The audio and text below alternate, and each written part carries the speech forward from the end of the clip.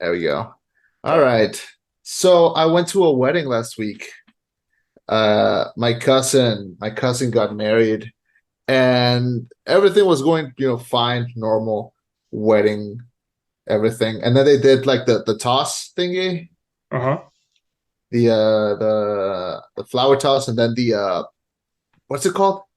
The The garter belt. yeah.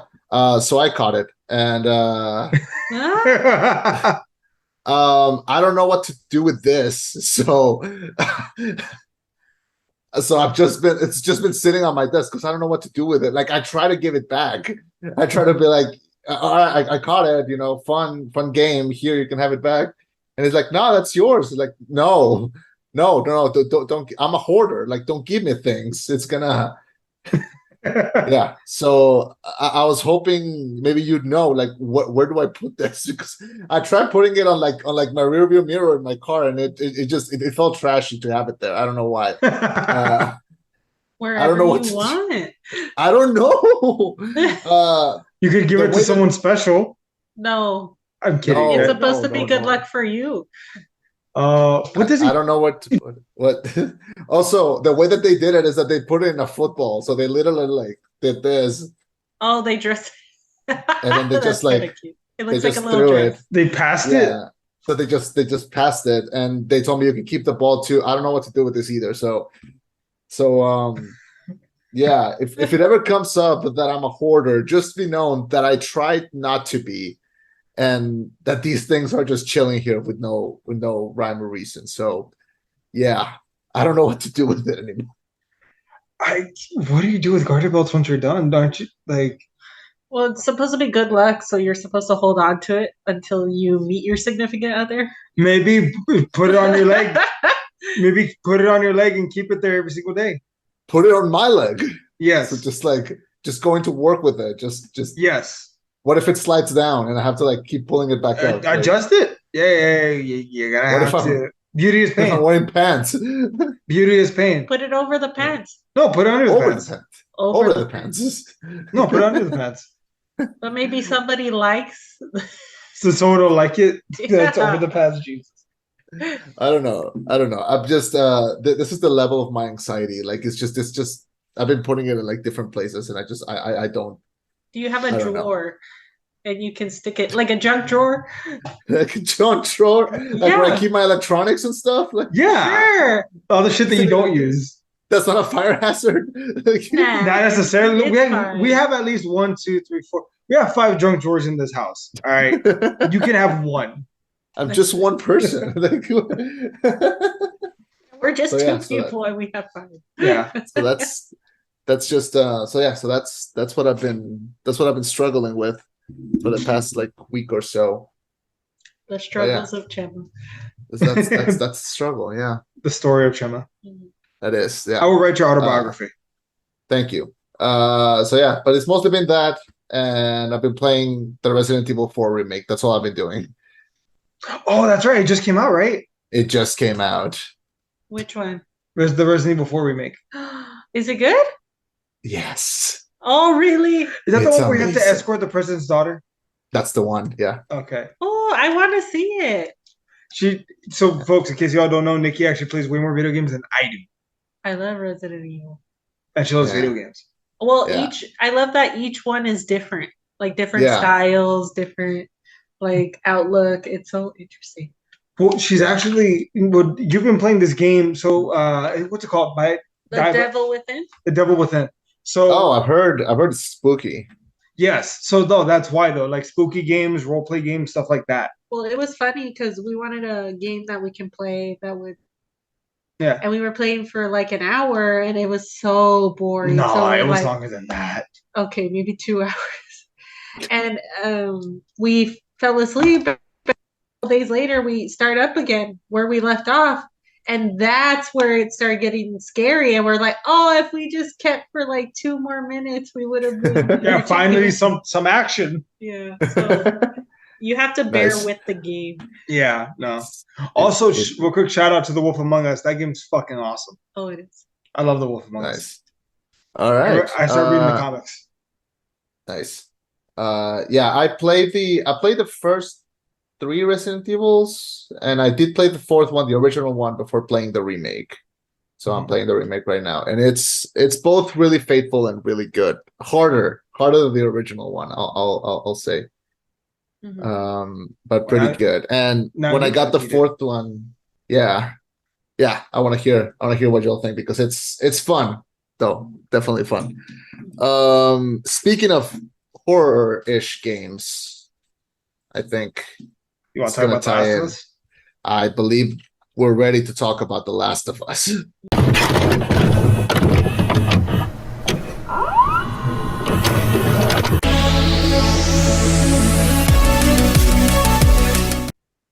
Thank you for welcoming us into your headphones. My name is Chema.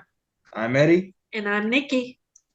Reviewing The Last of Us, and this is the rollback. So, HBO show, not movie, but I think this was the right way to adapt it. This is the adaptation, 9-episode adaptation of the video game The Last of Us. I don't know, man. I don't even know where to start. This was a long time coming. This game has been in development hell for a movie for like a long time. It's been trying to be done several times. Sam Raimi had a crack at it at some point. And then eventually it became a show done by Craig Mason, who did the Chernobyl show a couple years ago. He finally adapted it. We got Pedro Pascal, Bella Ramsey, adapting the game. So what do we think of The Last of Us? Because I'm a huge fan of the game. I played it when it came out. I played it several times since then. Eddie, I know you saw like playthroughs, summaries, recaps, playthroughs. Niki, I don't know your history with the game, but how do we all like feel about the game before, and then we'll talk about the show. The game was incredible. So I played the first one, and then I watched the gameplay for the second one. Yeah. I gotta say I like the first one better, but that's because I like the father-daughter relationship. Yeah. Or the reluctant father-daughter relationship. It is quite forced, but it's done in a way that really works, I think.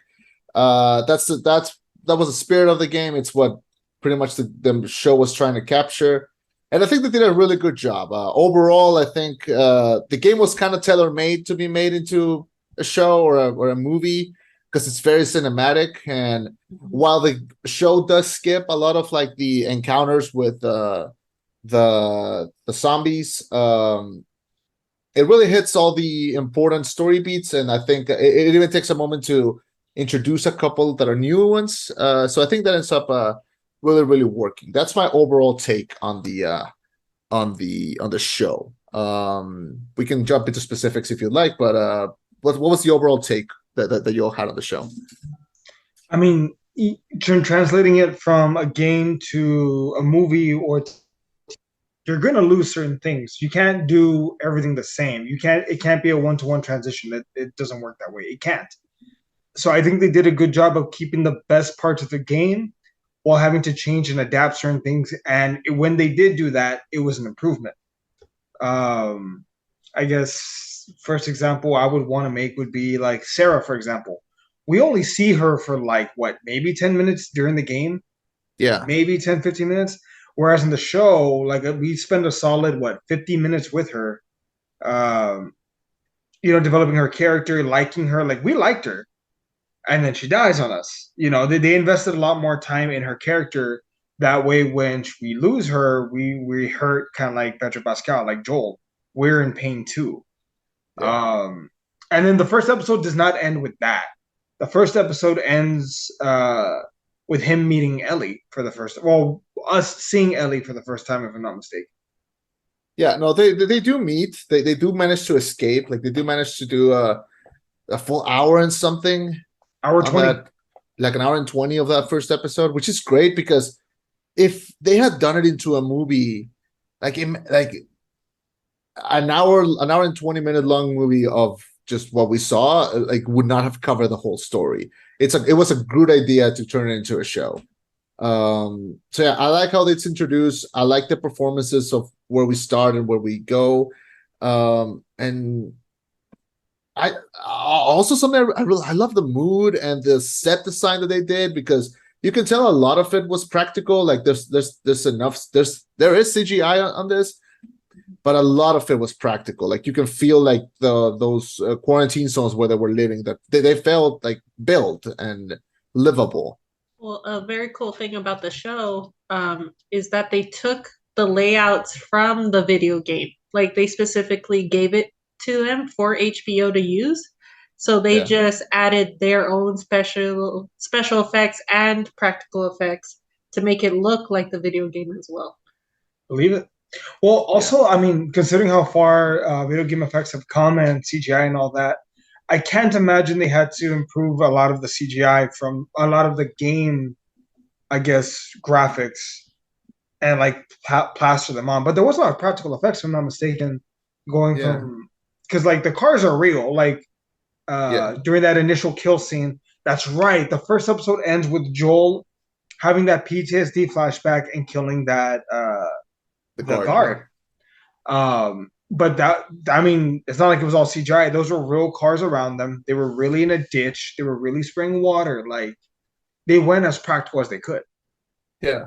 And also, like, this is like the game is from like 2013. Like it's been 10 years.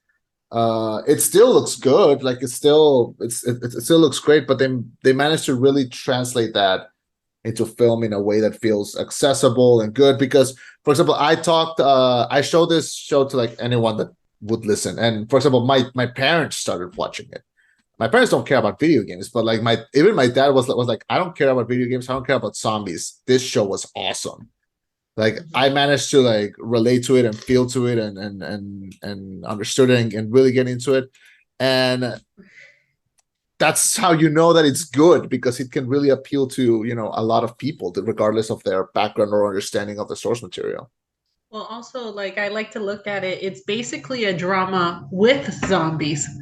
So they're just adding in the zombies to make it a zombie show, but it's mostly about the characters, about how you relate with the different relationships, and then, well, the emotional collateral everyone feels when you get to know a character and then lose them right away. Which they kept doing. Like, and Yeah. I'm not to rag on them, but like they would spend an episode or two making us care and then take them away. Yeah. Yeah, because you care about the daughter at first, then Tess, then Bill and Frank. Yeah. Can we talk about that Bill and Frank episode? My God, what it had a no beautiful episode. It had no business being that good. That could have been a movie on its own. Yeah. I was in tears at the end of it. And the fact that, like, I don't know why there was something so perfect. Because look, like that's one example that I did see people complaining online, some individuals, about how it wasn't faithful to the source material, to which my response is, look, there are times where you have to take liberties and change things from the source material. That was one of those cases where I think it improved the overall quality of the show by changing it, because we didn't just get a bitter old Bill who misses his partner, or Frank who misses his partner. We got like an intrinsic love story that I would argue is very important, that had some funny moments, had a lot of heart, a lot of inclusivity, that ended on a somber and emotional note. The fact I love the part where he responds, yeah, there was enough pills in there to put down 5 horses. He's like, I want to be mad, but god damn, is that romantic? Like like those moments, man. Like, but that means a lot. Yeah. But that it really adds was to the story. Yeah. And I like that because if we hadn't had that, how to explain this? Neil Druckmann, the creator of The Last of Us, like the creator of the game, after that episode came out and everyone was like crying and being sad about it, like he just tweeted out, "Why are you crying? That was the happy episode." And like, yeah. I mean, it really was. No, because it really was like the reason why we started to veer off and see those stories, see Sam and what was the brother's name? Henry. Yeah, Sam. When we saw like the Sam and Henry episodes, like when we saw like all of those, like they're trying to show how the whole world was affected and how not everyone had the same reaction or life after it. The fact that they had that control or like die how they wanted to, and like a lot of people were sad, like, oh, they died. I'm like, yeah, they died, but they also lived. Like they lived so much. They had an entire life and they were happy to end it with all that they had. And like to me, the strongest scene of that whole episode is like the scene where he gives him like the strawberries that he's been planting Yeah. and he starts eating them and he starts crying and it's like, and because even when because I had to watch like a couple times to like understand, like he's crying because he was just so happy that someone thought of like, I just grew these because I figured you'd like them. Like that, it's so, oh god, like just remembering about it, like it's doing something to me. It was such a good episode, and it reminded me of like, have you seen the show Atlanta? I have No. not. It's on my list. Okay, so Atlanta will do episodes like this where like sometimes they'll just veer off the normal plot and just focus on characters that either haven't shown up or won't show up and just like tells that story. And it reminded me a little bit of that. Like they're trying to really include as much as they can. And Bill and Frank were such a small part of the game. The fact that they decided to expand it on them so much was a good decision in my book. Like I could not have come up with that. That was really smart. Mhm. For me, I thought of The Notebook because their relationship was very rocky in The Oh, yeah. Notebook, and so was Bill and Frank's. Like they were good, but they were always arguing as well. And it was Yeah. kind of like, I need my own space. Or- It's kind of like, or like, we gotta paint these, but we don't have the supplies. I just want a few gallons of paint so I can paint the houses because we're gonna have guests over. The fuck you mean we're having guests over? like the whole struggle. It was very, To be social. very relationship. But the Yeah. reason Yeah. I mentioned The Notebook is because of the hostile, like how they're towards each other. But Yeah. also at the end, well, they basically did get to die in each other's arm. Yeah. That was a really good moment.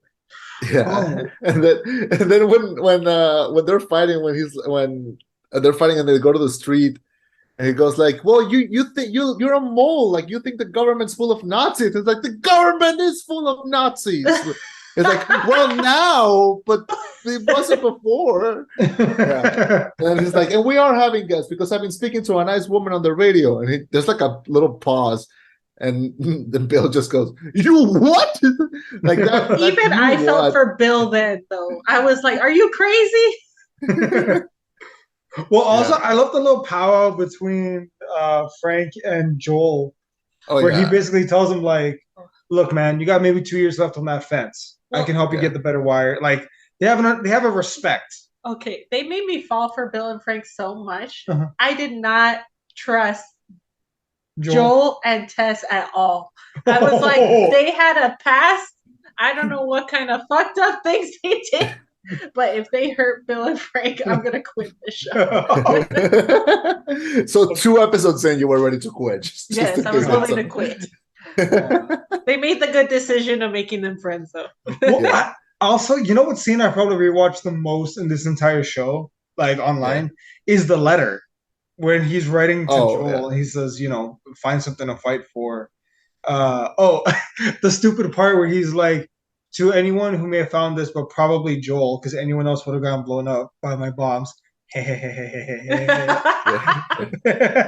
That seems, that little giggle is so specific because so Bill is played by this actor Nick Offerman. Have you ever heard him laugh?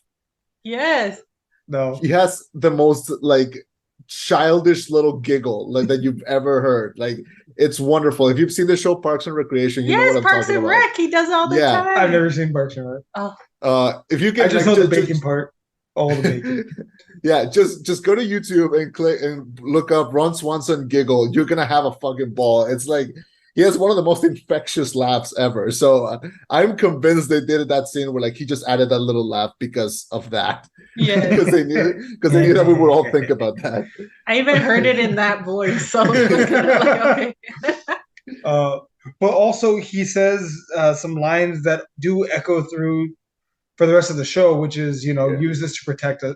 People like you and me, Joel, we didn't have a purpose until we found a reason, someone to protect, someone to care about, and God help any motherfucker that gets in our way.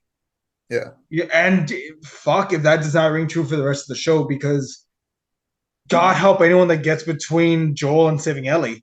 But we'll Yeah. get to that episode in a moment. Yeah. If you notice, most of like everyone that they bump into, they're always in pairs, and they're kind of always reflecting this idea of protecting each other. Like it happens with Joel and Tess from the beginning, Bill and Frank, of course, Sam and Henry, even the two like native older couple that even that pair that they bump into, they reflect that. Tommy and his new wife. They reflect that. Like every person that they bump into, they keep showing this pair, to keep showing them that they must, keep going together.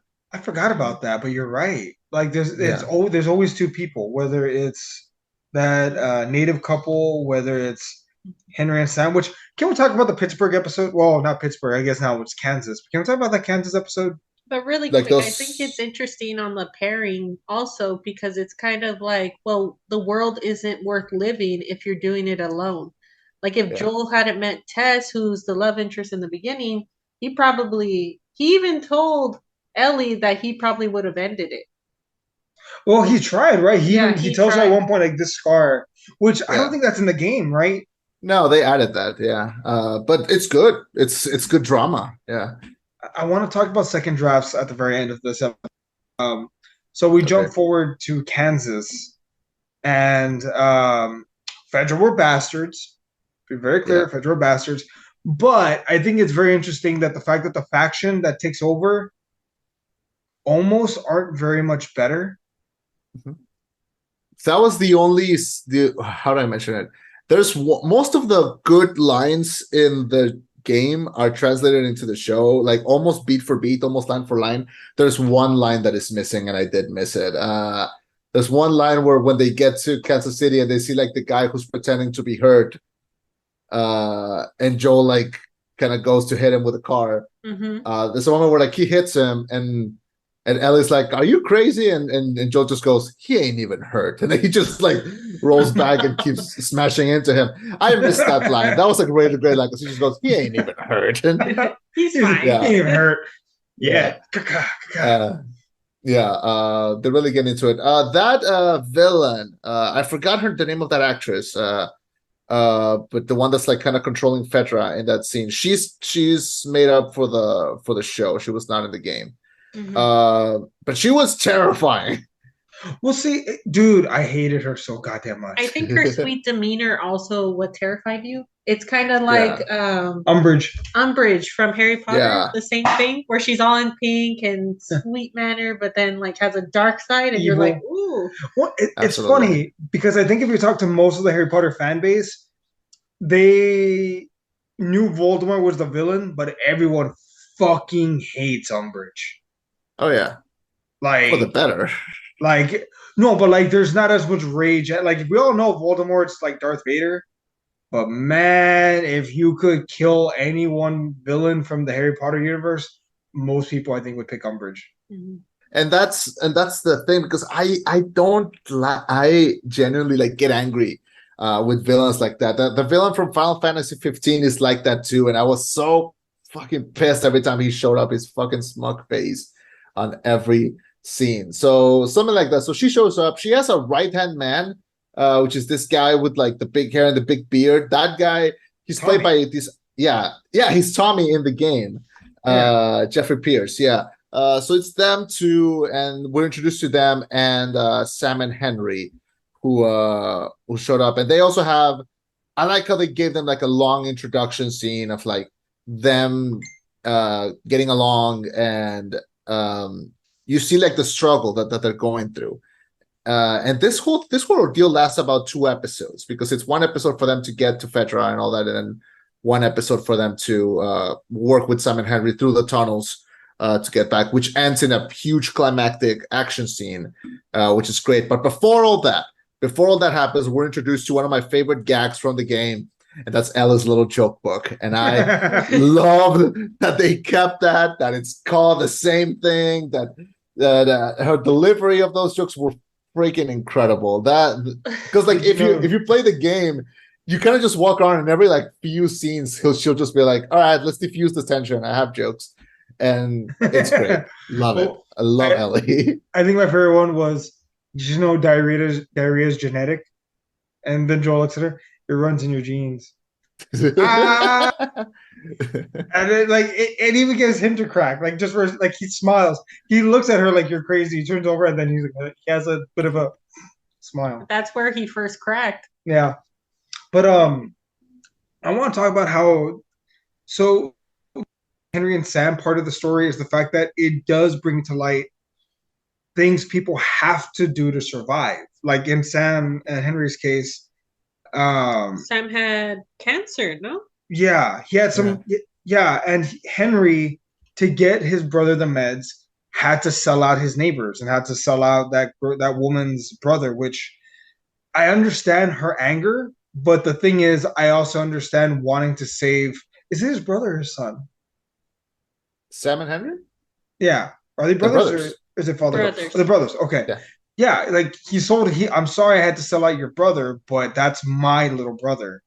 Like, Yeah. and it just sucks. It's a shitty situation that they shouldn't be in, but that's what Fedra did. They pit neighbor against each other because that's easier to Yeah. beat. It's hard to maintain control of a united people, but if you can divide them and make them hate each other, yeah, you're probably gonna be able to hold on to power for a while. Yeah, there's a lot of transition that happens in these two episodes because while they are mostly action focused and we are moving along the story because we are moving thing, it is they're not filler episodes because there's no filler episodes in this show. There's no filler minutes either. Like everything Yeah, matters. everything feels earned. And something that I really like that happens in these two episodes, it's that in the first few episodes, Ellie's constantly telling Joel, like, hey, can I get a gun? Can I get a gun? Can I have a gun? Can I have a gun? And he just he won't bulge. And there's a moment in these two episodes where he finally like gives her one, shows her how to hold it, shows her how to shoot it, and gives her the responsibility of it. And that's when he starts to trust her. Like that's like the first that's the beginnings of that. And I think seeing Sam and Henry together is what helps, is what gets them to that to those moments. I agree.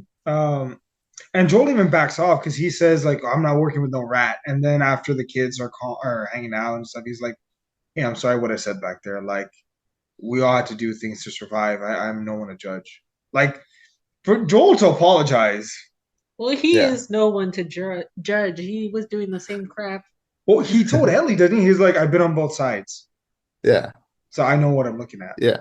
That's the main thing that people have to remember because I saw some people that did not know the game who watched the ending of the show, and I'm not going to jump straight there yet, but people were like, but why did he do that? Joel's a hero. Like, Joel's not a hero, man. Joel is selfish and Joel is angry with the world, and he did what he did because he felt like that's the right thing to do. And we'll get to that when we get to the ending.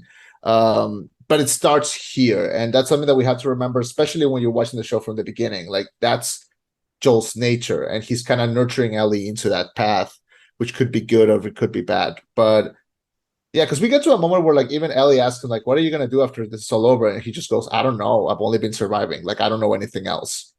Like that's all I've been doing. I haven't enjoyed anything." What is it? A sheep farm? Yeah, he wants like a little sheep farm because they're quiet. I think he would hate it too, though. Yeah. He might have PTSD and end up killing all the sheep. Yeah. Oh. Yeah. Hey, So slaughter. what everyone needs is therapy. It's what they need. Therapy. Yeah. Yeah. They need some therapists in the apocalypse. I have a strange feeling the therapists aren't going to survive the apocalypse. Just saying. Oh my God. Okay. Look at you, Chema. Okay, so I'm a therapist too. That was a hurtful one. No, I meant like psychologists. Oh. What? Sorry. Wow. Go on. Okay. Advisors aren't gonna live either. No, we're not. What, you think I'm special? Well, anyways. Anyway. But the major of episode 5 was when the sniper. Oh yeah. That was really cool too. I wasn't expecting that at all. The old man? Yeah. Yeah. Or was it a kid? No, it was an old man. No, it was an old man. Yeah. In the game, that's when Joel because Joel and Ellie go up there together, and that's when like after they take out the sniper, like he shows her like, okay, here's how you're gonna snipe, and she snipes while he goes down there and like works it. So I like that change. It felt balanced. It felt good. And then we had this great action scene where Fedra shows up, starts bulldozing all these cars away, and then a hole opens up from the ground, and all of these infected just come out and start raiding. And we get a bloater, which is the fat one from the game, and it looked amazing, and it was practical. It was a person in a suit, and oh god, it was great. You know what's good about this show that was not good in other HBO shows? That it was nighttime and I could still see what the fuck was happening. Yeah, I mean, make all the Game of Thrones jokes you want, but finally, I was able to see what everything was. I wasn't lost. I wasn't like increasing who, that kind of thing. Yeah, everything was great, and that scene when they're chasing each other was great. Ellie getting into the car and being chased by the little girl zombie. Oh, that was cool. That was super stressful. Cool. Yeah, and then them getting under the car and then finally escaping. Great scenes, really, really great scenes.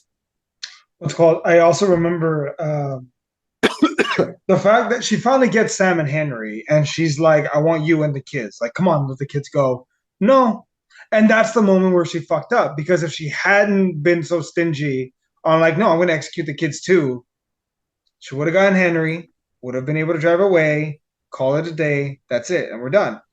But no, she wanted to get holistic revenge, and man, it was so satisfying when she got eaten. It was so satisfying when that happened. You sly dog, you had me monologuing. What? No? That's what happened. She says that, right? No, that's from Incredibles, but like that's yeah, but that's pretty much what happens. Like if she had just shown up and like shot them, but no, she wanted to have her moment. Yeah, so they managed to escape. All the village problems. Stop talking, just do it. Just do it, yeah. And it was the little girl zombie too, right? I got her. Yeah. I believe I believe most of the zombies were played by either like dancers or contortionists. Yeah. And really good choice, because they really know their way, how to move, and apparently they really cannot see when they're wearing those things. So they're just running everywhere. They're just running around. Yeah, it's great. Great job there. And then we had like the dramatic ending of the episode where nothing is fair. Poor Henry gets bit. No, it was Sam that got bit. I'm sorry, Super poor Sam gets bit. Yeah. And then that's when Ellie acts like a kid. And that was another thing too. They related on the same comic book. Yeah. Oh yeah. And that they both had, and it was like, oh man. Man, I'm even thinking of it now. Can't. Also, props to whoever did the casting, because the actor who plays Sam really is deaf. I'm sorry, really? I'm sorry. Deaf. That's deaf. Oh, that's, okay. Yeah. Yeah. That's smart. Yeah. So yeah, that was legit. Yeah. So we get there. Henry showed. What? No, nothing. Nothing at all. Okay. All right. So he gets bit. Ellie tries to like put some of her blood into his wound, which is such a little kid thing logic to do. That is logic. In a good way. In a good way. Like it was such an innocent moment. It was still her innocence shining through. Yeah. Yes. Like she really believes that that was gonna help. And after we have that whole scene where he turns, Henry shoots him, and then shoots himself, and then they have to like bury the bodies, which kind of like cancels out everything that we saw for the last 2 episodes. Really adds up to something very sad, because throughout the entire show, Ellie is suffering. Like she just keeps losing people left and right. Yeah. Yep. It's kind of like a Midas touch situation. That's how I think of it, because she has this gift where she can like heal people, but everyone that she comes in contact with dies. God, or gets cursed. I didn't think about that. Yeah, and that becomes to escalate, especially at the end of this episode where like they bury the bodies and Ellie's kind of done. Like she just goes to Joel and it's like, which way is west? And he just goes like there, and she just starts walking, like doesn't even say anything. Like you can tell she's starting to break a little, which we're gonna keep seeing in the next few episodes. Yeah. Yeah, and then we get to that's around the point where we get to Tommy's section, right? This was probably my favorite episode out of No. all of them. What? Me. I really like them in You Jackson. unfeeling. I don't know how to say this, but like I like the Joel and Tommy reunion. I like the I like them in Jackson. I like them talking. I like the relationship developing. I love that they recreated that scene where they fight and then and because he's gonna leave her. I really dug this episode. Maybe it's my favorite because I don't know. I like that whole section and the way they recreated New Jackson. Like that city felt livable, and I don't know. It also added a lot of humor. Like that whole scene with when Tommy discovers that he's a communist. I mean, what a beautiful commentary that was when he's like, "We're not communists." Like, yeah, we are. We're living a commune. We were communists. It's like, Like he was saying all the wrong things. Yeah, Come on, Tommy, really it's communism. We fought against this. No, but aren't you ticked with Tommy? Because this whole time, Oh, okay. no. Forget Okay. Tommy. This whole time, Joel was trying and scraping by, like doing odd jobs, selling drugs, being a smuggler to try to get to his brother Tommy. And Tommy was over here getting somebody pregnant at a new place, and he was all living his best life. And they have power. He had power and food. And then Joel's over there, Movies, like whiskey, all suffering. He was like, "You son of a bitch." Forget Tommy. It's like you couldn't have told me that you were safe. Nah, man, there's no communication allowed. Motherfucker, I am your brother. You find a way. You lie. You do whatever the fuck you gotta do. It's both. I don't know, man. I don't have brothers, but I feel like it's a pretty brother thing to do.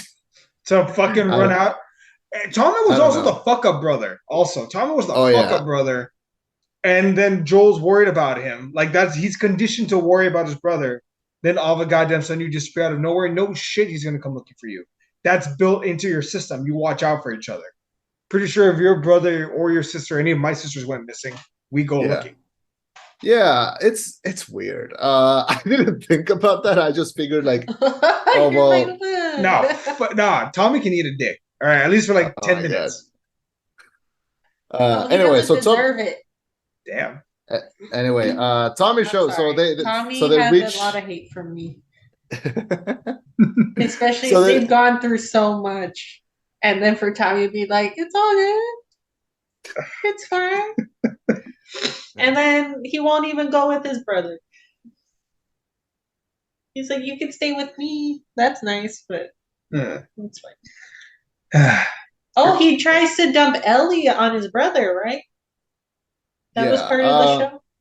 Yeah, we get to this new Jackson place, this boarded community where there's life happening again. Like things feel good there. We reached there. We had I really like the reunion scene, like that scene where Joel sees Tommy working and like over some stairs, and he just yells at him, and then they reunite, they hug. We start to see like Ellie reacts in a very specific way where she's kind of happy but sad at the same time because she knows she doesn't have what they have. Then we have a scene that made a lot of people, including myself, fans of the game. We recreated that freaking DiCaprio scene from that movie where he just starts pointing at the TV.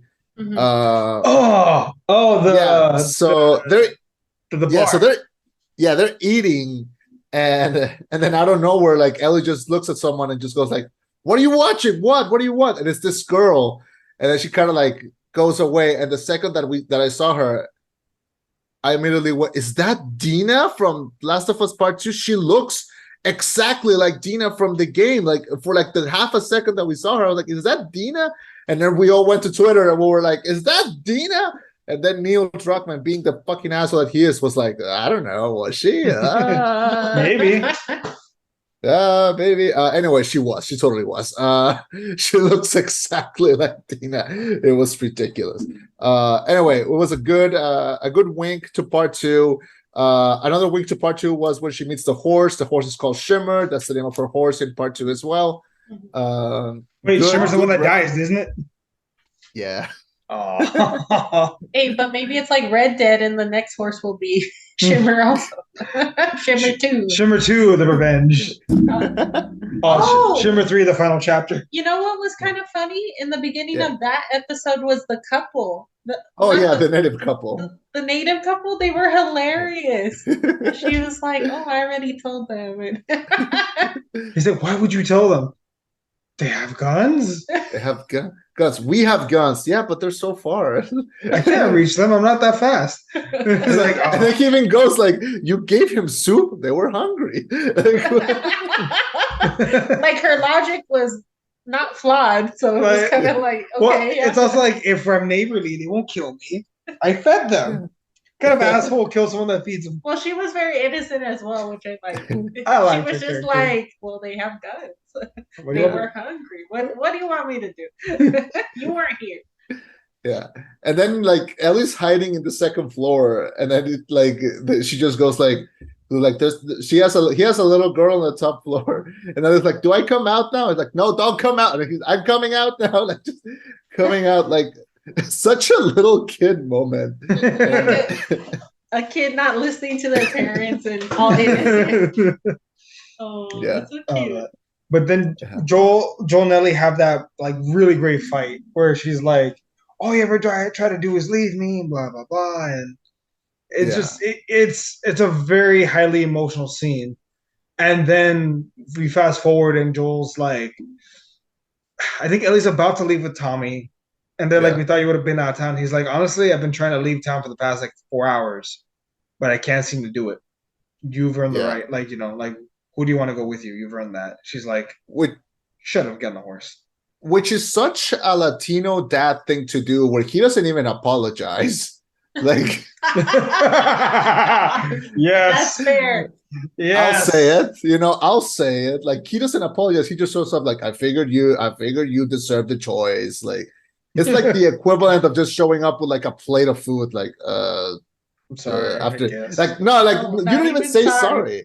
Like, not even sorry. No, but that's the equivalent of sorry. Like we don't say sorry, but like, hey, here's some food. It's the most he can do, I guess. And, the emotional damage is there, but it's fine.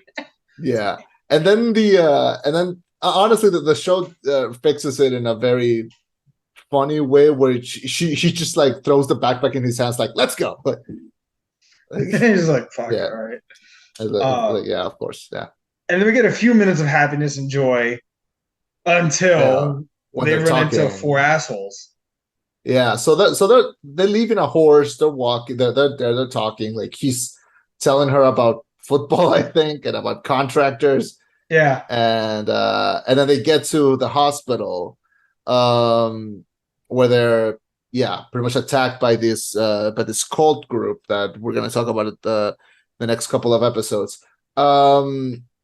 I want to talk about a big difference that happened there in the game and the show, which is in the show, Joel just gets stabbed. Like, he just gets stabbed in the hip, and that's it. In the game, he falls from a second-story building and gets impaled through his back.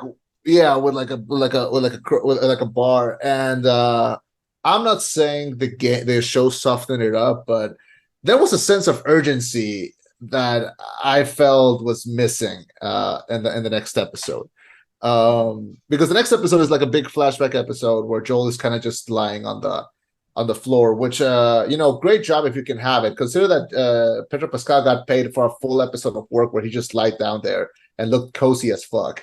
And imagine like spending days just laying on the floor to shoot a video. Like, hey, can I get like a pillow for my lower back or something? Like the concrete kind of hurts with it. Because they're like, Pedro, all right, look cold now. All right. We need you to suffer, okay? Squeeze it. Squeeze. Oh, Yeah, Funny. and then Ellie does this ugly job of like stitching up his wound. Like, oh Hey, at god, least she did it though. she did. I was just thinking she needed to close that. So it was like, oh, okay, good. They thought of that. And then we get a flashback, a big flashback, a DLC flashback of Oh, yeah. Ellie with what's her face? Riley, Riley. played by Storm Reed, I think it's her name. She played I know her because she played Zendaya's younger sister in Euphoria. So I know her because of that. Is she in a? I was gonna ask A Wrinkle in Time. I think she's the main character in A Wrinkle in Time too. And they just did that Searching sequel, and she's the main character in that too. But I haven't seen it yet. I think it just came out in theaters. And yeah, so she's there. She plays Ellie's younger best friend Riley from during the pandemic, but not after.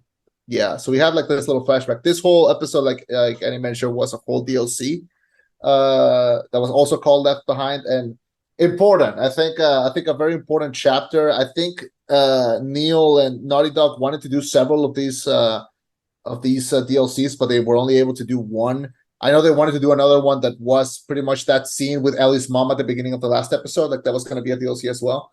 But they ended up scrapping it. So this whole episode was great. Like the way they just redid that whole mall to look like how it looked.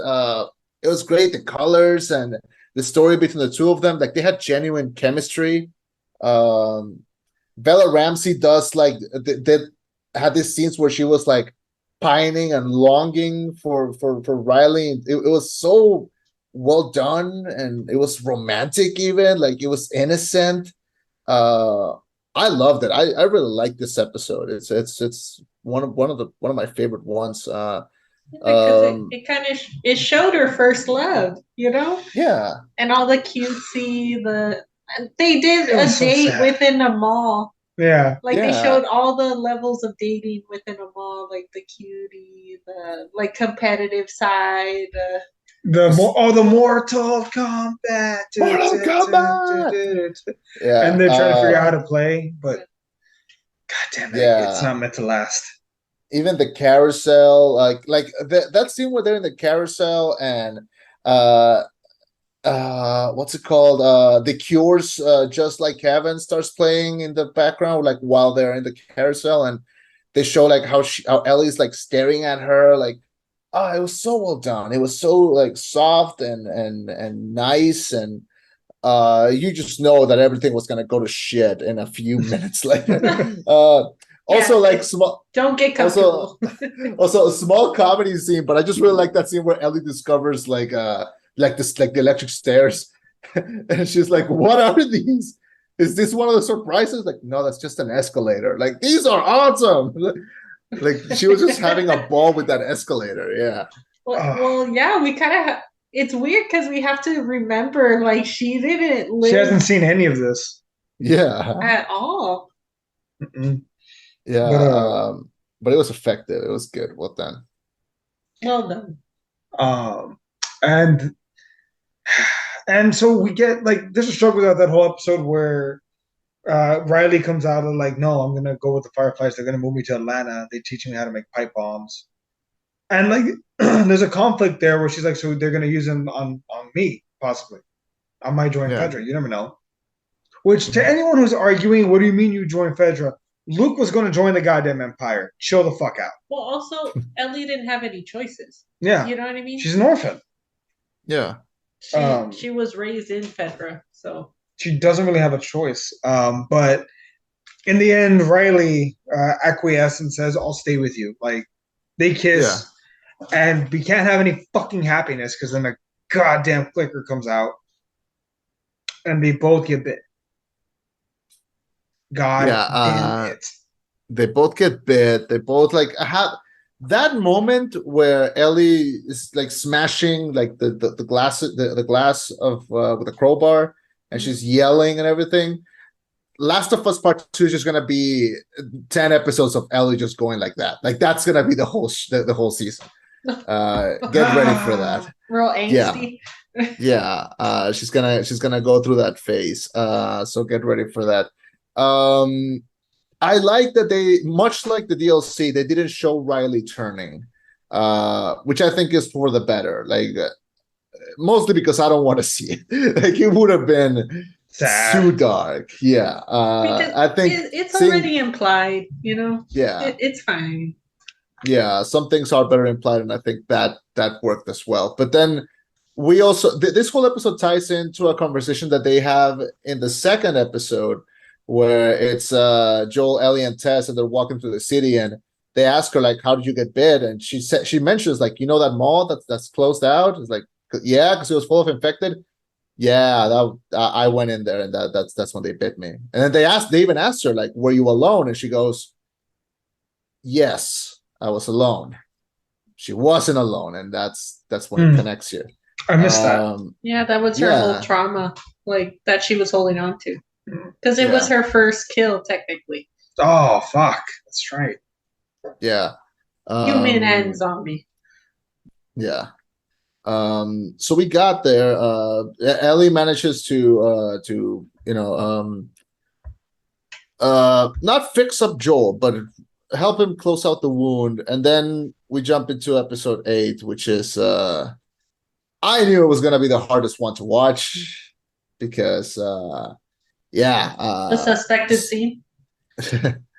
Yeah, so we have this cult group that we later find out are cannibals, led by David. That's true, the cannibals. I forgot that they were cannibals. You know, I had forgotten, but then I was like, love, they're cannibals. I'm like, I already know. This vibe looks like cannibal vibes. Well, it gave me cannibal vibes when they were like, when the girl was asking, when can we bury my dad? It's like, in the spring when the snow melts and the ground's not frozen. Well, also, they all looked very sick. So when you're a cannibal... Oh, Nikki pointed that out. Humans are not able to process human meat. So even if you eat it, your body's not able to process it. Mm-hmm. You might as well be eating nothing. Yeah. It's not healthy. And we have this group and they have such a dark, weird vibe. So throughout the episode, and also throughout the episode, there's David, and he has a right-hand man played by Troy Baker, who played Joel in the game. And I hated that. He was talking in his Joel voice throughout the entire episode. He doesn't talk like that. But that's not his normal voice. But he doesn't look like Joel at all.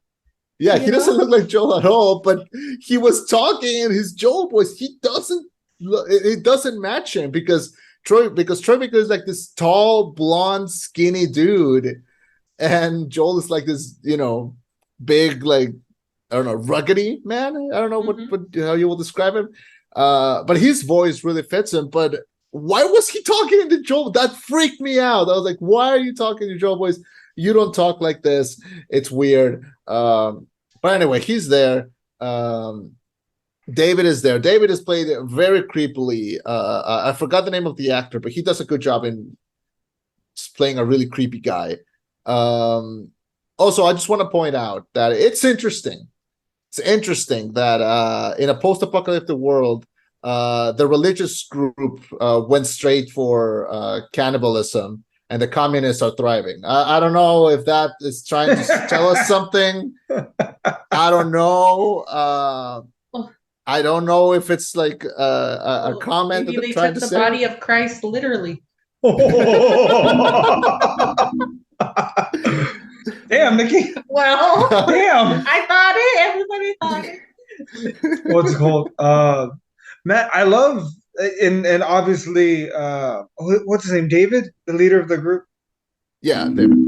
I love how they don't even have to he doesn't have to communicate that he's the leader. There's one scene where they're feeding everyone and everyone else has maybe a couple spoons full of food and his plate's overflowing. Yeah. And it's very fucking clear who's in charge here. Well, I did notice that other people had big plates of food, Yeah, and I was wondering maybe they're either loyal to him or they're trying to fatten them up for to do later. the next meal. But but yeah, also when that girl speaks out against him, like, you mean the guy that killed my father, he's still out? He just slaps her across the face in front of her mother, like, And they Yeah. didn't know him. hey, this is one of those places. Okay. Yeah. All right. So I'm willing to bet that this guy is one of those weird child predators. Yeah, yeah, he was. Which he was, and they even added such a dark statement because they don't say it in the game. They don't tell us anything about his backstory. Like he's just a cannibal with child offensive tendencies. But in the show, they even add like, "Oh, I used to be a math teacher. I used to work with kids." That's even fucking creepier. Yeah, because then you're like, oh, so you were always. Oh, You were weird. always like this. Oh, what does he say at one point? I like it when they fight. Like that's part of the fun. Ugh. Yeah, He said, I remember, like, you fucking monster. And of course, it would yeah. be a pastor. Of course, he would. Like I said, communism sounds great with every passing episode. Um, God damn it. It's I fucking true, mean, though. consider it because I was watching this show with a friend, and when we watched this episode, when we finished this episode, she said like, "I hate the thing I hate the most is that if this zombie thing happened, those groups would totally exist, like that would totally happen, The and church group. yeah, like that would still be a thing even if we were in like zombie times, and yeah, so yeah, it did. It was a hard episode to watch, and then we get to like when we get to the ending where Ellie finally like Ellie gets captured by them. Ellie manages to get wait, I forgot to mention she manages to barter with them and get medicine for Joel. She gets penicillin, I believe. Mhm. Yeah. Good thing Joel wasn't allergic to penicillin because that would have fucking killed him. Oh, I was thinking the same thing. Yeah, like I'm not like I mean it makes sense. What the fuck does Ellen know about medical health? But like at no point was she like, "Hey Joel, are you allergic to this?" No, okay, we're just gonna go for it. What is allergy? Well, it's funny because the fungi is what's killing everybody, but the fungi Save saved Joel. Because Yeah. penicillin is Penicillin's from made out of fungus. fungus. Yeah, It was just funny. yeah. The science humor. Can you talk about Joel's moment? That moment when What town? That moment? no, But oh, I love that she's like, Joel, don't die. If he comes in, don't Kill him. die, kill him, and or something like that, and gives him a knife. a knife, Yeah, her knife. and he's Yeah. still like unconscious, and you're like, oh man, Joel's gone.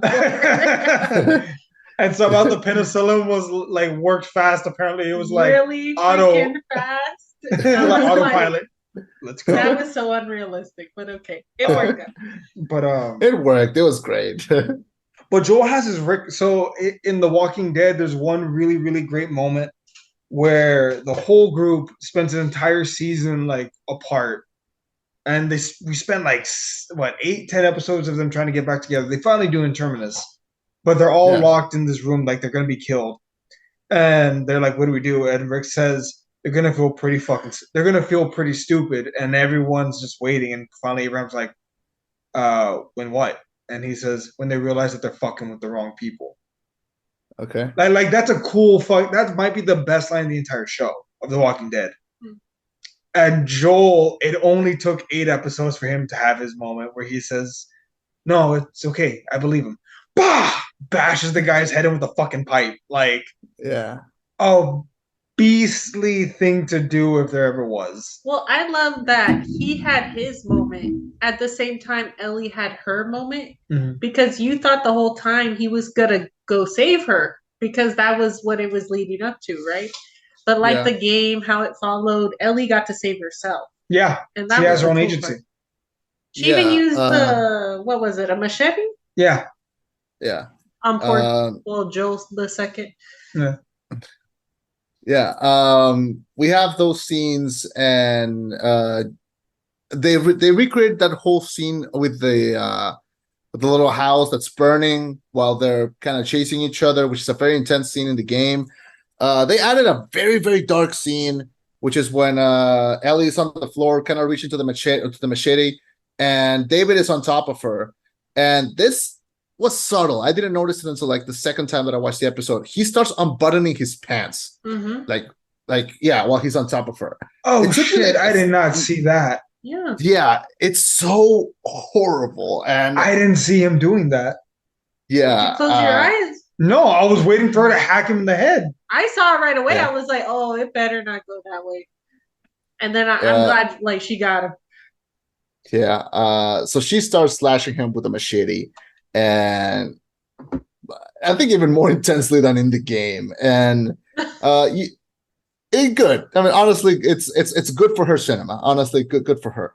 And then in the game, in this moment, like while she's still slashing him, that's when Joel comes in and like hugs her from the back and like kind of takes her out of it. They changed it in the show to like she slashes him, she kills him, she walks out of the cabin, and that's when she bumps into Joel.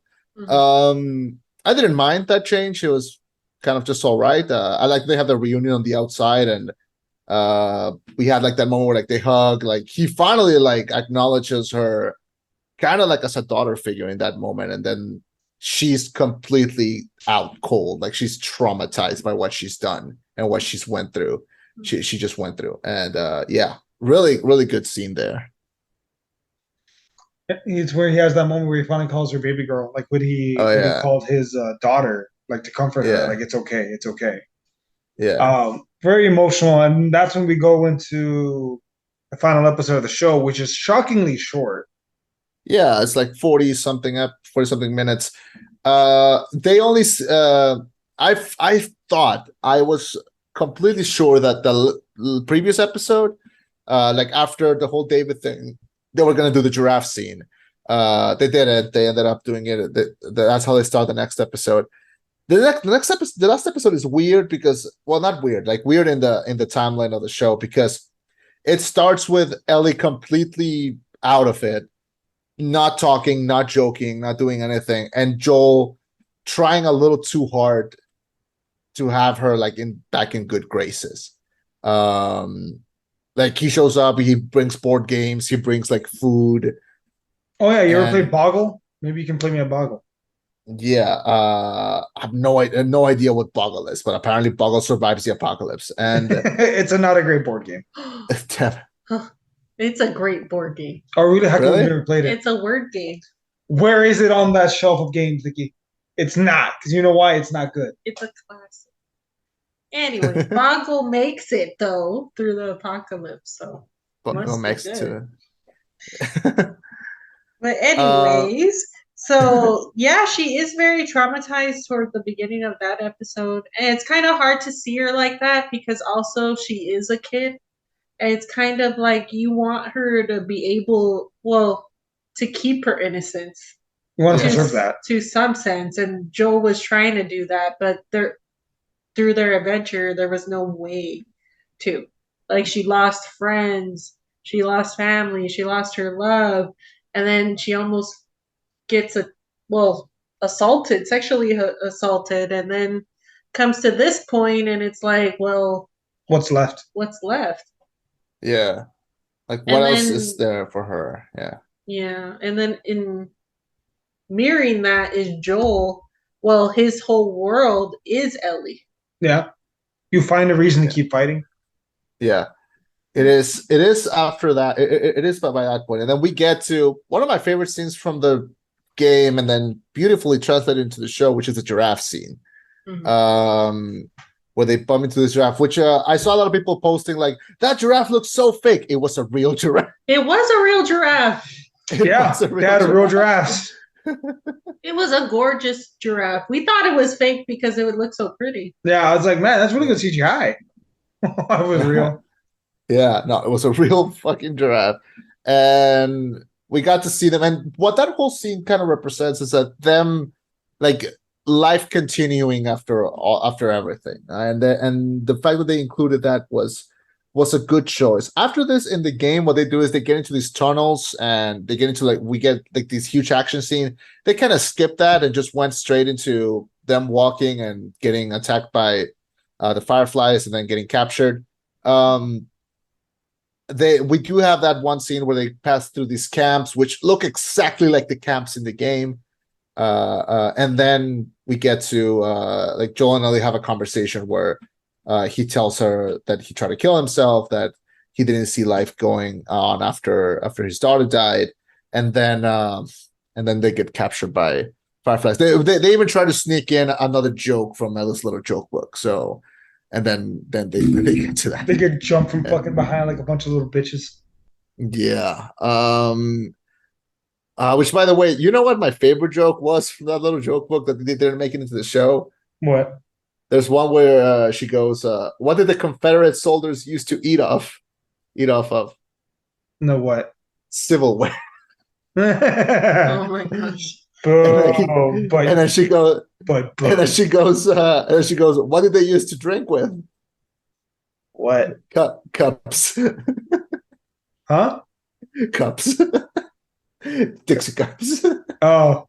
Jeez. And then like the best part is that she says the joke and then Joel asks her like, "Do you know what that means?" And then she just goes, "Of course not." Oh God. That's worth it. Great. So And they get then captured. they get captured, and so Marlene basically comes out and says, "Oh, we did get that great scene also with the Ellie actor, playing Ellie's Oh, that's mom and right. giving birth and everything." That's right. Yeah, Ashley Johnson plays Ellie's mom for a second. She looks Um, exactly like her. like Ellie. Like Ellie. It was uncanny. I was like, oh, that really could be her mom. Yeah. They had the Plus, it same makes facial structure. yeah. Plus, it makes like a lot of sense because it's like, oh, she made Ellie. Like she made Technically. Ellie. Yeah. She gave birth to Uh, Ellie, technically. yeah. Have y'all ever seen Critical Role on YouTube? No. Do you know what that is? Shockingly, I haven't. No. Mm-mm. So Critical Role is like a show on YouTube where it's like all these voice actors play D&D. Ooh, that And sounds good. yeah, it's so funny. And Ashley Johnson is in it. Like she's one of the main cast members. So I've seen her do like a million stupid things that see her play drama is kind of feels weird. But she does a good job in it, doesn't she? Oh yeah, because she's a great actress. But yeah, so she's there. So she's there. We see her give birth to Ellie, which is something that we didn't see in the show, and it almost explains her why she's immune. Like her mother got bit while she was about to give. Well, she was still like about like. Was she almost giving birth, or was she already giving birth? Like she kind of just looks down and she's already on the floor. She was like mid-birth yeah, Yeah. because the umbilical cord was still attached. Yeah, but she Yeah. cut it real quick. So Ellie had such a minor exposure to the virus that her brain was able to, which actually might explain it. Maybe it was her stem cells because her cells haven't decided what to do yet. So they developed to protect her against the virus. Mhm. So maybe the best way to be immune to the virus is to be a small child. I like that they didn't fresh explain out the it. womb. Fresh out the womb. I was like, Yeah. oh no, Sam. Yeah. No, he was too old. He could walk vertically. Yeah. But yeah, and then Joel and Ellie get captured / saved. Yeah. Marlene just straight up like she even tells Joel like, "How the fuck did you guys do it?" And Joel says it was mostly her. Like she forced our way through. And then Marlene just kind of straight up says like, we're gonna have to kill her. Like it's in her brain. Like they're gonna get it. They're gonna take out her brain, find the thing that stops the cordyceps from growing, and we have a cure. But Yeah. that was really annoying too because there was literally no guarantee it would work. They were just Yeah. kind of like, this is our best chance, but it's like, well, how do you know that? Also, how do you mass produce it? Like there's a lot of logistical questions. How do you mass produce it? How would you Who gets it? replicate it? Yeah, who gets it? Also, only fireflies? What about Frederick people? Like, there's a lot of hypocrisy in that. But she's gonna kick Joel out, which that's the biggest fucking mistake you made. They Like, should have killed him while he was sleeping. yeah, you should have put two in his head. Again with the bad guys trying to talk. Nope. But then we get this amazing 2 minute long action sequence of Joel killing all these soldiers. Like he even says, "I don't have time for this," and he Call of Duties his way through the hospital, and he puts down like at least 20 guys. At one point, he runs out of bullets, takes out Ellie's knife, slits one guy's throat, and then gets his gun. It's like Well, that was very Call of Duty because he was just getting the guns off as, the as he was bodies. going, yeah. that And like was that's the most beast in that. gameplay like the game the show was. The most accurate to the game that it has been. It was. Um, yeah. It was good. Those scenes were good, and then he finally reaches her in the operating room, and everyone who has played the second game immediately went like, Joel, don't do it, don't do it, don't do it, don't do it, don't do it, don't do it. But he does. He kills the surgeon, and The only Yeah. surgeon in the world. we were like, Probably. please don't, or like, don't do it. But he kills the surgeon, and then he makes the nurses. This is not accurate to the game because in the game I walked in with a flamethrower, so obviously not accurate. Well, also you got a choice to kill the nurses or not, but he didn't want to be witnesses. Yeah. And it was like, oh, okay. I mean, I wouldn't have killed the nurses in the game.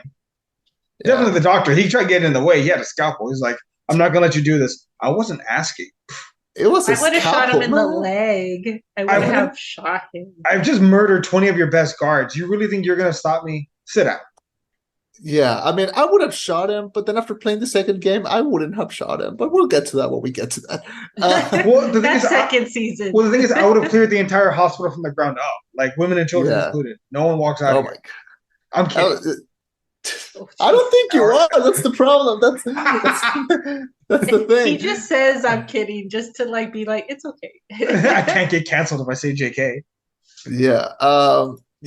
So the game. So he escapes with Ellie, gets to the parking lot, and then bumps into Marlene, who, by the way, I didn't mention Marlene is played by Merle Dandridge, who also played Marlene in the game. Mm-hmm. And I thought that was so cool. Like I've never seen like that's such a good like idea, like getting the actual voice actor to play the actor in the show. Good idea. Well done. Plus she looks like Marlene, so it also helped. Yeah, so we get to that ending and that final conversation, that little fake out where they're kind of like deciding what they're gonna do. What you think of that? Well, I love the fact. So they stop off. Joel asks, no, I think doesn't Ellie ask, "We'll go wherever you want to go." Yeah. But she says, "Promise me." Like she kind of tells him about what happened with Riley, and how she asked Joel, promise me that what you said about the Fireflies is true. And Joel lies and says it was true, all of it. Yeah, so that ending. So to me, the ending of The Last of Us is like as perfect as an ending can get. Like it's shows that clearly they've been like everything that she has wanted is to get along with this guy. He didn't want to. Then when he finally wants to, she doesn't want to because he broke something there, and that's what I think is really smart and really well done. Okay, so we're talking about the final scene. Yeah, the ending. What did you think? For the ending, well, I didn't really enjoy it because it was kind of like, I think he should have been honest with her. Like Ellie's been through a lot and enough to know that Joel cares more about her than anything, Yeah. I think she would have understood. She would have been angry, of course, but I think she would have understood because he could explain it like, well, you're my daughter now. Like, I wasn't going to let anything happen to you. Or use the good old fashioned, and whatever it was me, you will let them kill me. What about you? What do you think, Chema? No, I like this ending. I like it. I like that there's something that's so not perfect about it that I was mentioning earlier how she wants that relationship with him so badly, and then by the end, like she knows that he broke it, and she kind of doesn't want it anymore. But by the time that she doesn't want it anymore, he wants it now, and it's tragic and sad and really good for drama and makes this ending stand out. Now, I'll stand that the ending is good, but if you change this ending, then you can't do season 2. So the ending needed to stay how it was, and I think they did a good job. And I think it was almost word for word for the ending. And yeah, we'll see how season 2 goes. But to me, it was a good ending. Mm-hmm. So they took a lot of creative liberties with season 1 as far as like changing some things here and there, and I really hope there are some of those changes in season 2. I really hope so. Yeah, there's some things that they do need to change season 2, I think, to make it work. But then again, there are some things that I think didn't work in part 2 because it was a game, and maybe when they make it as a show, it will work because, yeah. We'll keep Joel and everything will be fine. Well, I think that's another thing. I don't think that they can lose anyone, because you both know what happens in part 2. Yes. Okay. Well, okay. Spoiler alert. Spoiler alert in 5, 4, 3, 2. Keep Joel and everything will be fine. Keep Joel alive and everything will be fine. No one will hate you. Nobody will hate you. I think Pedro Pascal is too popular. It's like Jenna Ortega in the latest Scream movie. They're not gonna kill her. They're not gonna kill him, I think, in season 2.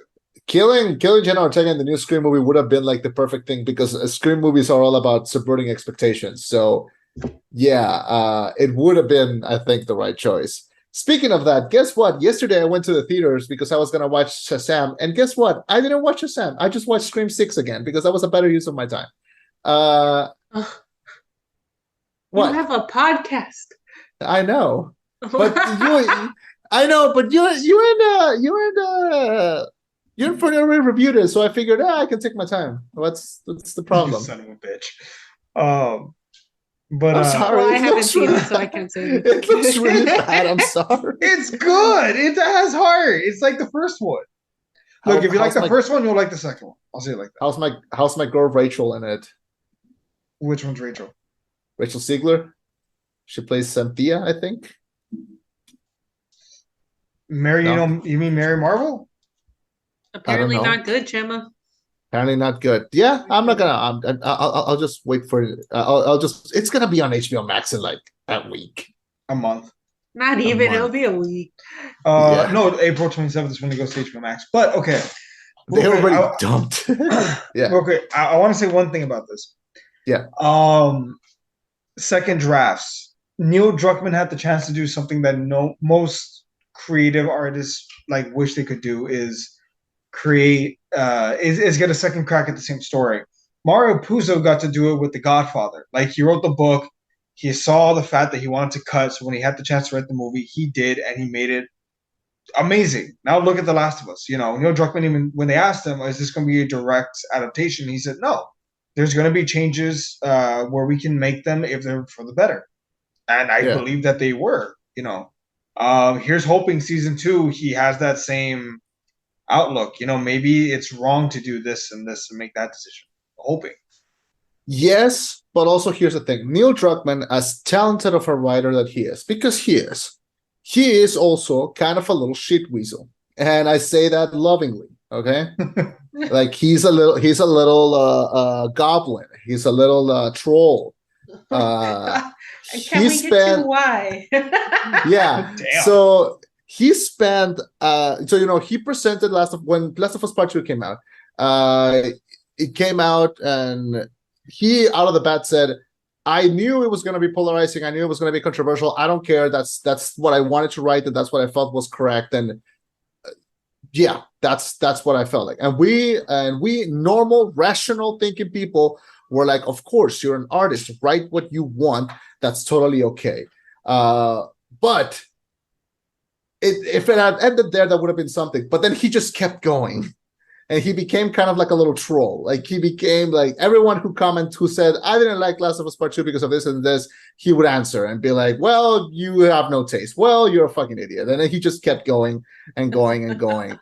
And yeah, he is that kind of troll. Now, for when this season came out, and a lot of people were like, well, I didn't like that there were gay people. It's like, well, fuck you. The game was like that. I mean, and he was really reactive to that. And that's that's like the good arc of being a troll. But you can be like, well, fuck you. If you don't like it, leave. Which is good for the first game. Second game there were genuine concerns and genuine plot discrepancies and things that just straight up don't work in part 2. And I'm a fan of part 2, and even I can say that. But he maintained that same personality throughout the release of 2, and that can be dangerous. So we'll see how he behaves during the work of season 2. Pedro Pascal was at the Oscars, and they asked him like, when are we getting season 2? And he said that they might start to film this year. I don't believe it, because between part 1 and part 2 there's a 5-year jump, and Bella Ramsey is like 1920. We can wait for her to grow up like a little bit more to play like an older Jelly, like Ellie. I don't need her to play it like immediately, because she's gonna look the same as she did in the first one. So But we'll she's see. not gonna grow much in 5 years, anyways. Hmm. Or like, because I think she has those faces that is like forever young. Oh yeah, she's got like a little baby face. So Like she's gonna keep that for a while. yeah, Maybe like 10, 15 years. Not a bad thing. No, not a bad thing. Huh? That's What if she has like a very blessed, lucky. yeah. So we'll see what they end up doing, but I don't know. Neil is a frustrating presence, is what I'm saying. Final thoughts. I loved it. I loved the first season of The Last of Us. I thought it was perfect. I thought it was really well adapted. I like the creative liberties that they took. I love the performances, and yeah, I don't think there's a single weak element. I don't think there's a single bad episode. I agree. Great job. Yeah, as closest as we can get to a 10. Yeah. Cool. Final thoughts. Agreed. Very close to a 10. It was beautifully made. I love that it was structured like a game. You can tell. I also enjoyed the characters, the family ties, also even the relationships that were built in between, and then also even the emotional damage with the characters and then with ourselves. And going through an emotional roller coaster throughout. I loved it. Absolutely. A+. Yeah, A+. Sounds about right. A great, amazing video game, an amazing show. You're just hoping that they continue. Also, something that I think is to be considered. We've had a good run of finally good video game adaptations. And I think the lesson here is that they should be made into shows and not into movies, because this was good. Arcane was good. Castlevania, I haven't seen it, but I've heard it's really good. Let's see how Mario does. Between this, Detective Pikachu was great. The Mario movie looks good. Chad Stahelski, who did all the John Wick movies, is doing a Ghost of Tsushima movie. We'll see how that ends up. And even since it's also like a PlayStation game, they asked him like, hey, how do you feel after The Last of Us? He's like, I feel like we just got like the bar has been set. I mean, we have nowhere to go but to try to match it. And also Amazon, I think, is doing a God of War show. So now they also have their hands full. We'll see how all of this goes. Jesus Christ. Yeah. Oh, folks, BT Dubs, next week, we're getting John Wick 4. But that's what we're going to be reviewing. Oh, hell yeah. You know that I hadn't seen the John Wick movies until this week. Yeah, I watched the first 2 at work because we had no job. We're just not agreeing today, huh, Chema? I had never seen them. I had never seen them before. I'll watch 3 and then I'll watch 4 just to make you happy. Okay. Fine. Oh my God! I know you love them. Okay, I know you love them. So no, one's clearly the best, and then the rest are filler. Let's be honest. The others are also good. The others you watch because Keanu Reeves is amazing. Yes. Exactly. That's the only reason to go watch it. But the first one's amazing. The first one was good. I like the ending of the second one where he gets excommunicated and he just excommunicado. Excommunicado. Yeah, I like the ending of the second one. I have to watch the third one and then we'll see how the fourth one goes. Also, rest in peace, Lance Reddick, who was the guy that always greeted him at the beginning of the hotels. Yes. Yeah, rest in peace, that guy. He was also he played Zeus in the new Percy Jackson show, and he managed to film all of his scenes. We'll see. Oh. Yeah, we'll see how that ends up. All right. So yeah, Last of Us, great. Watch it. It's great. Play the game. Play the second game too, and form your own opinion. Don't let Neil don't let Neil form your opinion for you. But yeah. So next week, John Wick 4. John Wick. All right. I'll prepare myself for that because do I need to watch 3? Yes. Mhm. It's good, dude. All of them are good. No, They're one's good. I the just rest don't are love yummies. them. You don't have to love them, just like them. Okay, we'll see. We'll see. Look, if I had to, gun to my head, and Oh. someone asked me, what would But you not rather everything watch? has to be a gun to your head, man. In the world of John Wick, yes. Would you rather Okay. watch the Scream trilogy or the John Wick trilogy? John Wick trilogy. I don't know, man. I don't know. I'm seeing a It's lot of really good things about the new John Wick. So, but we'll see. It's been critically We'll acclaimed see. as the best one in the series. But folks, if you've kept up with us this far, we appreciate you. Go listen to some of our other podcasts. They're great, especially if I'm there. Go check out our YouTube channel, our Facebook page, our Instagram page. We have a TikTok now that we're working on and all this other stuff. Thank you so much for joining us. My name was Chema. I've been Eddie. And I was edition Nikki. And this was the rollback. Signing off with a reminder to get vaccinated. Get vaxxed or get fucked. Bye, everyone. All right, bye, everyone. My favorite.